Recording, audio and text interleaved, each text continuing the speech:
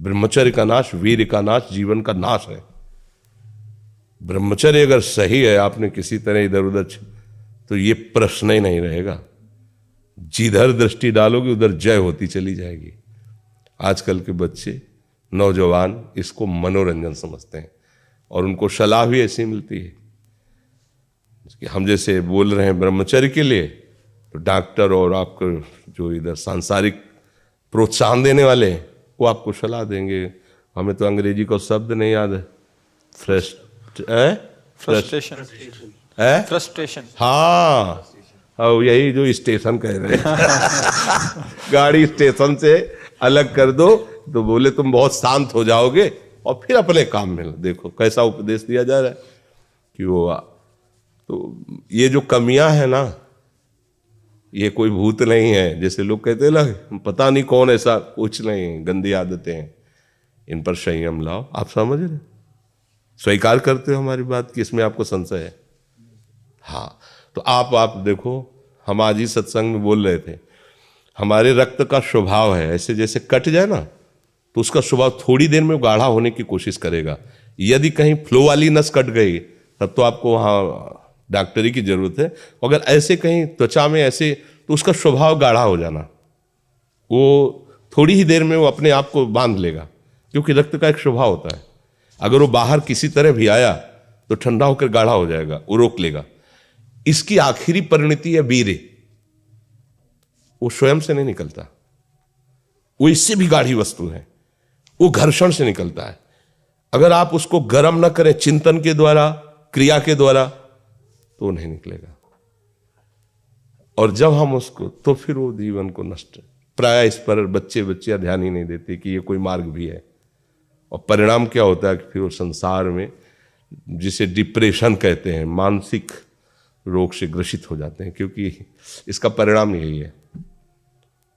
या तो आपको प्रमाद और आलस्य युक्त होकर समाज से अलग पड़ा रहना पड़ेगा, और या फिर आखिरी कि आत्महत्या कर लें, ऐसी सलाह आपका मन देगा, ऐसी स्थिति में पहुंचा देगा। इसलिए हमें लगता है जब तक ब्याह न हो तब तक ब्रह्मचर्य से रहो, ब्याह भी हो जाए तो संयम से रहे। ये जीवनी शक्ति है, ये किसी के साथ खिलवाड़ नहीं करना चाहिए। पढ़ाई लिखाई वो कैसे तुम्हें बताए, अभी आप छेड़ना मत। जैसे लोग कहते ना, मैं बहुत परेशान हूं, कुछ करता नहीं हूं, ऐसा हो जाता है वैसा हो जाता है, तो आपको हम बता रहे रक्त का स्वभाव है जैसे, तो इसकी आखिरी परिणति है वो वीर। उसका स्वभाव नहीं है बहना, उसका स्वभाव ऐसा है, उसको जब तक ताप नहीं लगेगा तब तक वो बाहर नहीं हो सकता। आपने गलत अभ्यास किया, माना 2-4 महीने 5 महीने वो अपने अभ्यासवश पतित होगा, लेकिन आप छोड़िए, उसका चिंतन छोड़िए, उसकी क्रिया छोड़िए, अपने आप वैसे हो जाएगा। जैसे रक्त है, आप 1 महीने में देना शुरू करो, जो देने का नियत कितना, 100-200 ग्राम 500 ग्राम जो भी दिए, 300 जो भी आप दीजिए, हर महीने तैयार हो जाएगा। और आप ना दीजिए तो आपके शरीर को अभ्यास हो जाएगा, आप दीजिए तो शरीर को अभ्यास हो जाएगा। वो शरीर, अगर आप रोज 300 तो फिर क्या होगा, आप मर जाओगे। समझ रहे हो ना? ऐसे शरीर की क्षमता, जैसे डॉक्टर जन के देखते हैं तुम्हारी क्षमता नहीं खून देने की, चलिए, क्योंकि अगर निकाल लोगे क्षमता नहीं तो उसकी हानि हो जाएगी। हाँ, तुम्हारी क्षमता है, तुम्हारे अंग ठीक है, तुम स्वस्थ हो, महीने में ऐसा या जो समय अवधि सोचो, रक्त की आखिरी परिणति वो है वीर्य। और आप क्या कर रहे हैं, रोज कई बार, आपका परिणाम क्या होगा? अगर रोज वो खून निकाला जाए तो आदमी की हालत क्या हो जाएगी? खून की आखिरी परिणति है, अन्न रस जो हमने पाया उसकी परिणति धीरे धीरे परिवर्तित होते हुए मांस, मज्जा, रक्त, इनके वो आखिरी सप्तम धातु है वीर्य।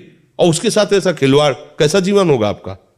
तो इस पर कोई विचार ही नहीं करता, समझता है ये तो केवल बाबा जियों का विषय। नहीं, आप मनुष्य शरीरधारी हो, आपको भी संयम से चलना है।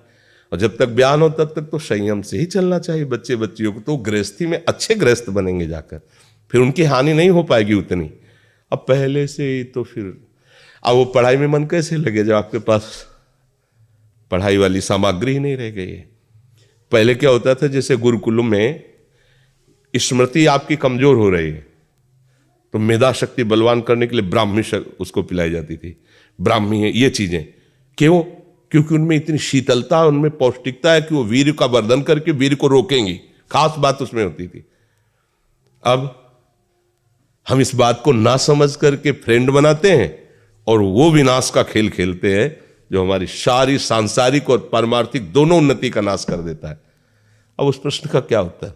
अब उसके लिए क्या सलाह? आप सही ढंग से रहो, अच्छा खाओ पियो, थोड़ा व्यायाम करो, सबके प्रति पवित्र भाव, अभी आप आनंद में आने लगोगे। और जैसी आदतें आजकल हो रही है, आनंद वाली तो है नहीं, ये तो पतन वाली ही है। 4 दोस्त मिलते हैं, मदिरा पान करते हैं, गांजा और तो और क्या ड्रग्स।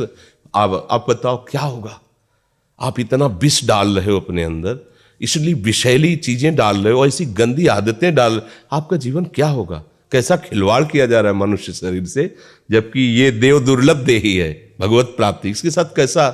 तो बच्चों को ना तो सत्संग मिल रहा है, ना शास्त्र स्वाध्याय मिल रहा है, ऐसा ही संग मिल रहा है जो पतन का कारण क्या हो रहा है। अच्छा, बहुत पढ़े लिखे हो और शराब पी के नाली के कीड़े की तरह पड़े हो, माता पिता का अपमान कर रहे हो, मनमानी बेविचार कर रहे हो, पढ़ाई लिखाई क्या हुआ? पढ़ा लिखा से भाई विद्या तो वही जो विनय, पवित्रता, शालीनता, सभ्यता, नम्रता, ये तो सद्गुण विद्या में आज की रह नहीं रहे। पढ़े लिखे माता पिता को ऐसे डांट देते जैसे कोई नौकर से बात करता है, हम स्वतंत्र हैं। अरे विषयों के गुलाम तू कब स्वतंत्र हो गया? स्वतंत्र तो परमहंस जन होते हैं जिन्होंने इंद्रियों को अब जीत लिया और भगवद आनंद में मस्त हो, वो स्वतंत्र हैं। इंद्रियों के गुलाम तुम स्वतंत्र हो? जो विषय जब चाहता है तुम्हें गिरा, तुम स्वतंत्र हो?